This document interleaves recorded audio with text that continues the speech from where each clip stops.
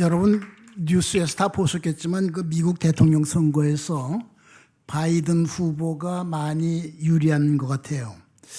만약에 바이든이 대통령이 당선되면은 미국의 대북 정책 어떻게 될까? 어떻게 될 것 같아요? 우리가 두고 봐야죠.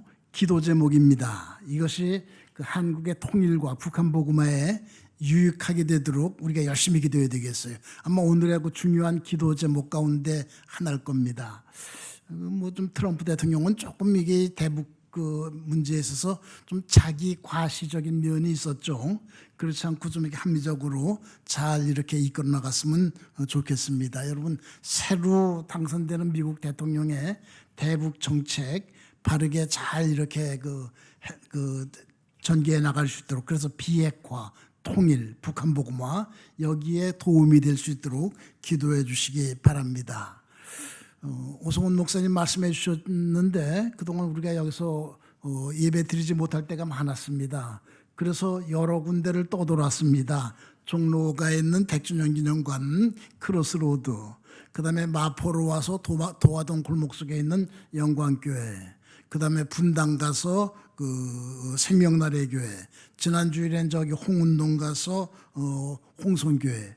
그러면서 이 코로나 이 엄중한 사태 속에서도 한 주일도 빠뜨리지 않고 주빌리 기도회 가질 수 있었던 것 참 감사한 일입니다. 지금 이 선교단체들 가운데 모임 쉬고 있는 단체들이 얼마나 많습니까? 이렇게 잘 이어질 수 있도록 아마 우리 사무총장님, 사무국장님 또 간사님 장소 섭외하느라고 고생이 많으셨을 거예요. 이 장소가 이게 또 온라인 예배 중계를 할 수 있는 그런 장소였기 때문에 쉽지가 않았을 텐데 그런 수고, 또 이 장소 빌려준 교회들, 요즘 교회에서 잘 이런 거 허락하지 않습니다. 이 코로나 때문에 잘 허락하지 않는데 빌려준 교회들 감사를 드리고요. 그 다음에 늘 그 찬양 은혜롭게 인도하는 JWM 장비들 아마 다 들고 다니던 것 같은데 옮겨 다니면서도 이렇게 찬양 인도하느라고 모두 다 이렇게 수고하셨습니다.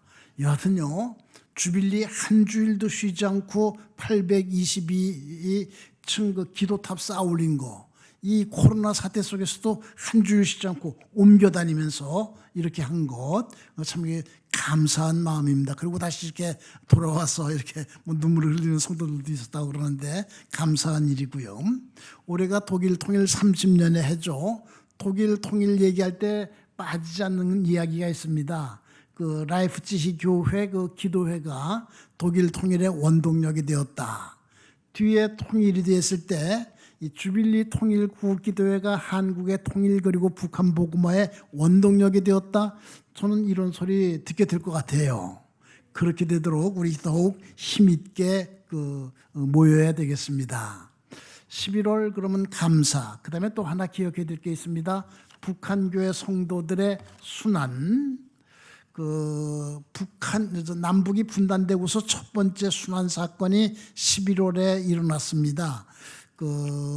남북이 분단된 다음에 9월 18일에 신의주 제1교회를 담임하고 있던 윤하영 목사님, 제2교회를 담임하고 있던 한경직 목사님이 정당을 하나 만들었어요. 기독교 사회민주당. 이게 우리나라에서 제일 먼저 생긴 정당입니다.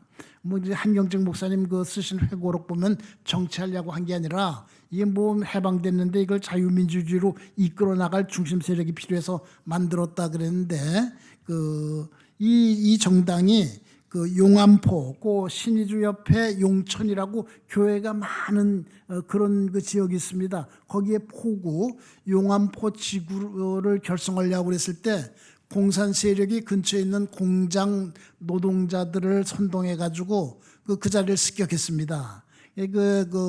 용암포 교회가 조금 파괴되고요. 그 다음에 장로님 한 분이 그 자리에서 세상 떠났습니다. 홍기황 장로님이라고. 용인에 있는 순교자 기념관 들어가는 입구 이렇게 하다 보면 순교자들 기념비가 있는데 거기에 이분 기념비가 순교비가 서 있습니다. 그 교회 담임 목사님이 이기영 목사님인데 어디 집회 인도 나갔다가 들어오시지도 못하고 이렇게 그 남쪽으로 피신을 해가지고 인천 제일교회 세우시고, 한경직 목사님 역시 그 일이 계기가 돼서 뭐 이렇게 그저 피신하고, 그것 때문에 또 신의주 학생 사건이 일어나가지고 뭐 수십 명이 죽고 수백 명이 다치고 수는 기억해야 됩니다. 그 다음에인 1946년 11월에는 잘 알려진 사건입니다. 이 북한 정권이 첫 번째 선거를 실시하는데 주일에 11월 3일 주일에 선거한다고 발표했어요. 교회가 반대했습니다. 이 성수주의를 생명으로 하는 교회는 주일에는 예배 외에는 할 수 없다. 그러니까 취소해라. 그것 때문에 박해를 또 많이 받았습니다. 1947년에는 기독교 자유단 결성 사건 때문에 역시 11월에 40여 명 이학봉 목사님 그때 아주 북한 교회의 그 중심이라고 할 수 있는 목사님들이 다 체포당하는 일이 일어났습니다. 우리가 이런 순환의 역사 기억해야 되는데 그게 과거의 얘기만이 아닙니다. 북한인권정보센터라는 기관에서 정부종합청사하고 건너편 골목 속에 있는데 매년 북한 종교 자유 백서라는 걸 내고 있습니다. 올해 2019년 북한 종교 자유 백서가 나왔는데 거기 보면 이런 순환이 지금도 계속되고 있습니다. 이건 탈북자들 이렇게 인터뷰해가지고 이 증언을 갖다가 채록한 겁니다. 생산한 거예요. 지금도 계속되고 있습니다. 최근에는 한국 미래 이니시티어브라는 그 단체가 또 그런 보고서를 하나 내놨습니다. 그건 주로 이제 탈북자들 얘기인데, 이 중국에서 이런 고문을 당하고 북송당해서 이런 어려움을 겪고, 이 북한 동포들의 성도들의 순환은 현재 진행형입니다. 여러분 11월 북한 동포들의 순환 기억하시기 바랍니다. 지금 북한 사정은요 알기가 참 어려워요.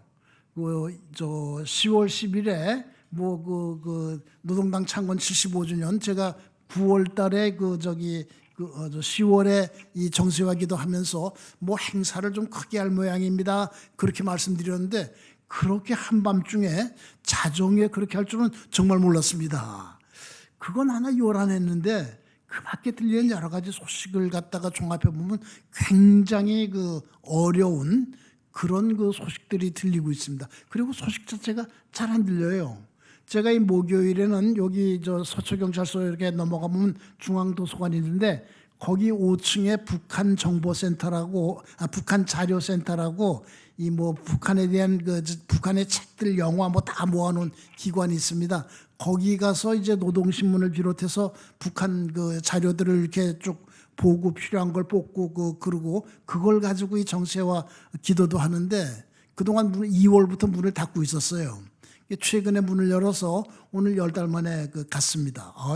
출입 절차가 그냥 굉장히 까다롭더라고요. 하루 전에 예약하고 들어가는데 책 볼 때 이거 끼고 보라고 얇은 이렇게 고무장갑 주고 그러더라고요. 또 15명만 들어가게 하고 아주 굉장히 까다로운데 들어가서 그랬죠. 노동신문 2020년분 주십시오. 못 봤으니까. 그랬더니 이거 사서 대답이 1월 23일 것까지만 있습니다. 북한이 문을 닫아가지고 그 다음 신문은 들어오질 않았대요. 거기만 그런 건가? 거기가 그래도 통일부 기관인데 그러면 다른 데도 그럴 거다.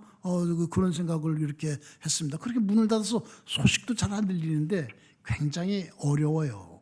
어렵다는 얘기를 많이 이렇게 듣게 됩니다. 특별히 북한 교회 소식이 안 들립니다. 북한에 봉수교회도 있고 칠골교회도 있고 그런 걸 갖다가 이렇게 관리하는 조선 그리스도교 연맹이라는 단체가 있잖아요. 그게 지금 그 소식이 거의 없습니다. 그래서 9월인가 제가 무소식이 희소식인가 그런 말씀도 이렇게 드렸는데요. 11월 28일이 조국련 창립 74주년 기념일이에요. 좀 조국련은 좀 사실 문제가 많고 그런 기관이지만 살았는지 죽었는지 좀 알았으면 좋겠습니다. 여러분 우리가 좀 북한교회 소식 들을 수 있게 해달라고 그것도 우리의 기도 제목 가운데 하나입니다. 여러분 새로 되는 미국 대통령이 대북 정책 올바르게 펼쳐나갈 수 있도록 그 11월 북한 성도들의 순환이 이렇게 시작된 달인데 그것이 현재 진행형으로 이어지고 있는데 북한 동포들의 순환을 기억하면서 간절하게 기도하는 그런 시간 되기를 바랍니다. 감사합니다.